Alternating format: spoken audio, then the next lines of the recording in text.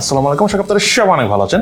আজকে আপনাদের এসে হলো টেকনো পোভা সিরিজের নতুন একটা ফোন, যেটার নাম হলো টেকনো পোভা কার্ভ 5G, অর্থাৎ আমাদের হাতে থাকা এই ফোনটা। আমরা বেশ কিছুদিন আগে কিন্তু টেকনো স্লিম 5Gটাকে নিয়ে রিভিউ করেছিলাম। এখন আমরা টেকনো পোভা কার্ভটাকে নিয়ে এসেছি এবং সত্যি কথা বলতে এটার ব্যাক প্যানেলে এক ধরনের স্টাইলিশ বা ইউনিক একটা ডিজাইন রয়েছে, যেটা দেখতে অনেকটা ইন্টারস্টেলার মুভিতে থাকা স্পেসশিপ ডিজাইনের মতো, এবং টেকনো দাবি করতেছে সেই ডিজাইন দিয়ে এই ফোনটা এসেছে। সো ডিজাইনের পাশাপাশি ফোনটা ইউজ করে এটা পারফরমেন্স ওভারঅল কেমন ছিল, গেমিং, ফটোগ্রাফি এবং ইউআই এক্সপিরিয়েন্স, তার সবকিছু নিয়ে আজকের ভিডিওতে আলোচনা করবো। সো চলুন তাহলে দেরি না করে শুরু করা যায়। মডেলটার বক্স কন্টেন্টে রয়েছে user manual, sim tray ejector, back case, 45 ওয়াটের charger, USB type C charging cable এবং টেকনো পোভা কার্ভ 5G মোবাইলটি। মোবাইলটার ডিজাইন এবং বিল্ড কোয়ালিটির কথা বলতে গেলে ভিডিও শুরুতে বলেছিলাম যে ইন্টারস্টেলার মুভিতে দেখানো যে স্পেসশিপের ডিজাইনটা রয়েছে সেই ডিজাইনের আদলে এই ফোনটার ব্যাক প্যানেল এসেছে। তবে এর ব্যাক প্যানেল এবং ফ্রেম দুটোই পলিকার্বনেটের তৈরি। অ্যাটলিস্ট ফ্রেমটা যদি অ্যালুমিনিয়ামের তৈরি হতো তাহলে বেশি ভালো হতো। ফোনটার ডিসপ্লেতে রয়েছিল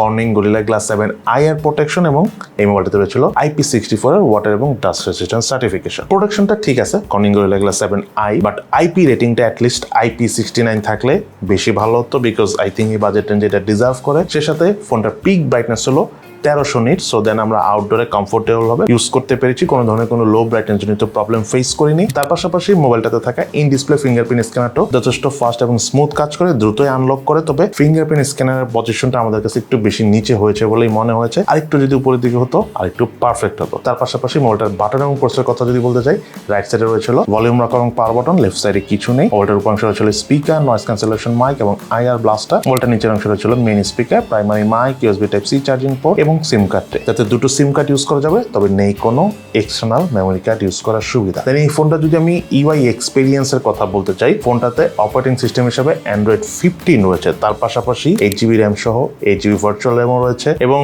অ্যাপস কোয়ালিটি বা অ্যাপসের কোয়ান্টিটির কথা যদি বলতে চাই, আননেসেসারি অ্যাপস রয়েছে এই ফোনে, বাট সেগুলো ডিলিট করা যায় অনেক বেশি পরিমাণে না। মেইনলি কিছু গেমস টেমস রয়েছে, তো ওই গেমসগুলো ডিলিট করে দিতে পারবেন। আর ইউআই অনেক স্মুথ। ইনফ্যাক্ট আমরা যে পোভা স্লিম ফোনটা ইউজ করেছিলাম, রিভিউ করেছিলাম, সেটার ইউআই থেকে এইটার ইউআই অনেক ফাস্টার। মেনলি এটা একটু বেশি পারফরমেন্স সেন্ট্রিক ফোন। ইউআই থেকে কোনো ধরনের ল্যাগটিং, ফ্রেম ড্রপ কোনো কিছুই দেখা পাইনি। অ্যাপ ওপেনিং, অ্যাপ ক্লোজিং এই ধরনের কোনো ডিলেরও দেখা পাইনি। এই মোবাইলটাতে 5500 mAh ব্যাটারি রয়েছে, 45 ওয়াটের চার্জার রয়েছে এবং ফোনটা সম্পূর্ণ চার্জ করার পর আমরা অল ইন অল হালকা পাতলা এবং বেসিক ইউজ করে অলমোস্ট 2 দিনের মতো ফুল চার্জার ক্যাপেছি। অপরদিকে যখন ফোনটা আমরা একদম টানা ইউজ করি, স্পেশালি মুভি দেখেছি, গেমিং করেছি, ভিডিও টিডিও দেখেছি টানা, তখন এই ফোনটার স্ক্রিন অন টাইম অর্থাৎ চার্জারটা পেয়েছি অ্যারাউন্ড 7 ঘন্টা থেকে একটু বেশি। এই মোবাইলটার থিকনেস হলো 7.5 মিলিমিটার এবং ওয়েট হলো 189 গ্রাম। ওয়েট ডিস্ট্রিবিউশনটাও যথেষ্ট ব্যালেন্স, সো সিঙ্গেল হ্যান্ড একদম কমফোর্টেবল ইউজ করতে পেরেছি। আর কার্ভ ডিসপ্লে হওয়ার কারণ তো আসলে না বললেই নয় যে ইউজ করার সময় অনেক কমফোর্টেবল লাগে। তবে কার্ভ ডিসপ্লে ফোন হলো যখন আপনি আবার ব্যাক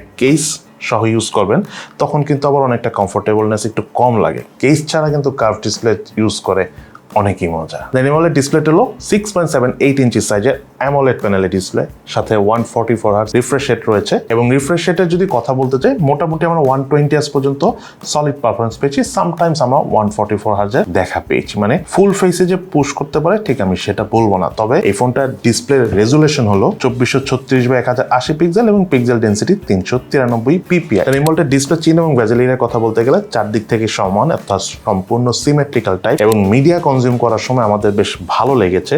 এটা ডিসপ্লের কালারটা ঠিকঠাক মতোই প্রডিউস করতেছিল। টু মাচ কোনো কালারের আমরা বুস্টিং এর দেখা পাইনি বা টু মাচ শার্পনেসেরও দেখা পাইনি। মিডিয়া কনজিউম করে আমাদের কাছে বেশ ভালো লেগেছে। তবে রেজুলেশন যদি আরেকটু ভালো হতো ডিসপ্লে, তাহলে আমাদের কাছে আরেকটু বেশি ভালো লাগতো। তার পাশাপাশি ডিসপ্লেটির উপরে সেন্টারে পাঞ্চল সেলফি ক্যামেরা রয়েছে। সেলফি ক্যামেরা যদি আরেকটু ছোট হতো আরেকটু পারফেক্ট হতো। এই মোবাইলটা রিয়ার প্যানেল রয়েছিল ডুয়াল ক্যামেরা সেটআপ, যার মেইন ক্যামেরা হলো 64 মেগাপিক্সেলের, দেন আরেকটা ক্যামেরা 2 মেগাপিক্সেলের ডেপথ সেন্সর ক্যামেরা। আর ক্যামেরা দিয়ে তোলা ছবির এই পারফরমেন্সের কথা যদি বলতে চাই, এই ফোনে আমরা ছবি তুলে আমাদের কাছে বেশ ভালো লাগে। ছবির ডিটেলস অনেক ভালো ধরে রাখতে পেরেছে, এক্সট্রা শার্পনেসের দেখা পাই নাই। তবে লাল কালারটা খুব ভালো পরিমাণেরই বুস্ট করে। আপনি যদি লাল কালার ড্রেস পরে কোনো ছবি তুলেন, সেই লাল কালারটা একদম পপ আপ করে ফেলবে, ভালোই লাগবে, খারাপ লাগবে না। রেড কালারের পাশাপাশি গ্রিন ব্লু কালারটা আবার অত বুস্ট করে না। আর কালার ডিটেলস আমাদের ভালো লেগেছে, প্রপার লাইট কন্ডিশনে যথেষ্ট ভালো ছিল। পোর্ট্রেট মোডে ক্যামেরা আমার কাছে দুর্দান্ত লেভেলে লেগেছে, এজ ডিটেকশনও বেশ ভালো ছিল।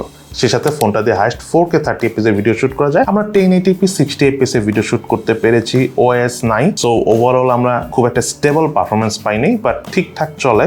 রোলিং শাটার জন্য একটু ইস্যুস ছিল, সেটা না থাকলে আরেকটু বেশি ভালো হতো। তাহলে এই মোবাইলটা ফ্রন্ট প্যানেল হয়েছিল 13 মেগাপিক্সেলের সেলফি ক্যামেরা। রেজুলেশন ওয়াইজ যদি চিন্তা করি 13 মেগাপিক্সেল একটু বেশি পরিমাণের কম হয়ে গেছে, একটু বেশি মেগাপিক্সেল থাকা উচিত ছিল, বিকজ ফোনটার প্রাইস তো একেবারে কম না। যাই হোক, সেলফি ক্যামেরা ছবি তোলার পর ব্যাকগ্রাউন্ডের কালার প্রসেসিং যথেষ্ট ভালো ছিল। সো লাইট কন্ডিশন অর্থাৎ ভালো লাইট টাইট পেলে বা ইনডোরে ভালো লাইট টাইট পেলে কোনো প্রোগ্রামে যেয়ে যদি আপনি ছবি তোলেন খারাপ লাগবে না, একদম সোশ্যাল মিডিয়া রেডি টাইপ ছবি পাবেন। তবে কিছু কিছু ছবিতে দেখবেন একটু শার্পনেস বেশি আসবে, কিছু কিছু ছবিতে ডিটেলস কম থাকবে। বাট নর্মালি যদি আবার পোর্ট্রেট মোডের ছবি তুলেন তাহলে এজ ডিটেকশন বলেন বা ডাইনামিক রেঞ্জ বলেন যথেষ্ট ভালো লেগেছে আমাদের কাছে এই ফোনে। সেই সাথে মোবাইলটাতে ক্যামেরা টু APS সাপোর্ট রয়েছে। সো আপনি চাইলে ইন ফিউচারে ম্যানুয়াল ক্যামেরা বা জি ক্যাম এই ফোনে ইউজ করতে পারবেন। এই মডেলতে প্রসেসর হিসেবে ছিল Dimensity 7300 ultimate processor 5G।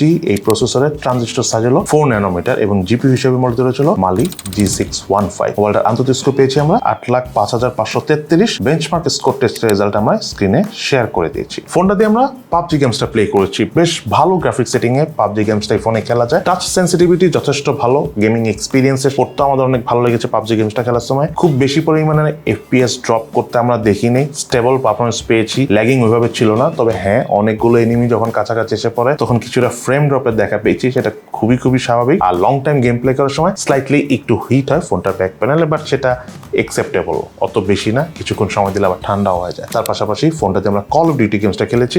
Almost maximum graphic setting এ কল অফ ডিউটি গেমসটা খেলতে পেরেছি। All the time FPS stable ছিল এবং গেমিং এক্সপিরিয়েন্স টাচ সেন্সিটিভিটি অনেক ভালো হওয়ার কারণে অনেকই ভালো লেগেছে। তার পাশাপাশি যদি কালার ডিটেলস, কালার অ্যাকুরেসির কথা বলতে চাই তাহলে আমরা অ্যাশফায়ার গেমসটা খেলেছি। সেটার কালার ডিটেলস খুবই ভালো, দুর্দান্ত লেভেলের ছিল।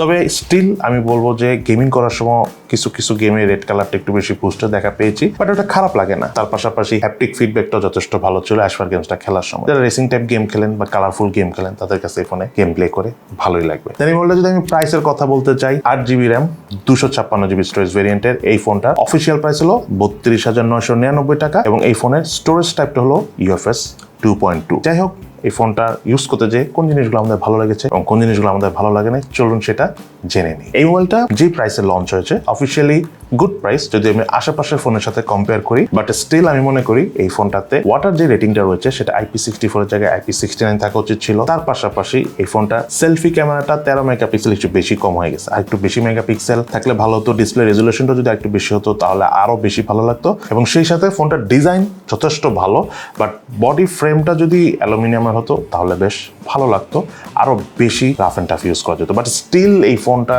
কিন্তু দুর্বল না, স্ট্রং কোয়ালিটি সম্পন্ন পলিকার্বনেটের ব্যাক প্যানেল বা ফ্রেমে এসেছে। সো খুব একটা কনফিউজিং কিছু না, বাট এটা হলে আমার পার্সোনালি ভালো লাগতো। বাট নর্মালি যদি চিন্তা করি ফোনটার চার্জ ব্যাকআপ খুবই ভালো, ডিজাইন অনেক ভালো লেগেছে, অনেক slim, curve display, touch sensitivity আমাদের কাছে পারফেক্ট মনে হচ্ছে, হ্যাপটিক ফিডব্যাকটা যথেষ্ট ভালো ছিল, গেমিং এক্সপিরিয়েন্স খুবই ভালো। মানে আমরা যদি ইভেন পোভা স্লিমের সাথে কম্পেয়ার করি তাহলে এটার গেমিং এক্সপিরিয়েন্স ওটা থেকে একটু বেশি ভালো পেয়েছি। আবার ওটাতে দেখা গেছে যে ডিসপ্লে একটু ভালো, ক্যামেরা একটু এদিক সেদিক আছে, মানে এটা অলমোস্ট ক্লোজ, প্রাইসও কিন্তু দ্যাটস ওয়াই বেশি ক্লোজ। বাট এই ফোনটা মেইনলি যারা কিনবেন তারা হলো একটু ভালো চার্জ ব্যাকআপ চাচ্ছেন, টুকটাক একটু ফটোগ্রাফি করবেন, গেমিং টেমিংটা আপনাদের একটু বেশি প্রায়োরিটি রয়েছে এবং কার্ভ ডিসপ্লে একটা ফোন চাচ্ছেন। এবং তার পাশাপাশি টেকনো কিন্তু এই ফোনটাতে 5 ইয়ার্স ল্যাগ ফ্রি সার্টিফিকেশন দিচ্ছে, অর্থাৎ 5 বছর আপনি সেম পারফরমেন্স পাবেন। এটা অবশ্য 5 বছর পরেই বোঝা যাবে। এই জিনিসগুলো যারা চান তাদের জন্য আসলে টেকনো পোভা কার্ভ এই ফোনটা একটা আদর্শ চয়েস যদি আপনার অফিসিয়াল বাজেট থাকে অ্যারাউন্ড 33,000 টাকা। সো এই তাহলে আমাদের আজকের ভিডিও কেমন লাগলো আপনাদের কাছে এই মোবাইলটা, সেটা কিন্তু অবশ্যই ভিডিও নিচে কমেন্টস করে জানাবেন। সবাই ভালো থাকেন, সুস্থ থাকেন, ইনশাআল্লাহ দেখা হবে ফিউচারে।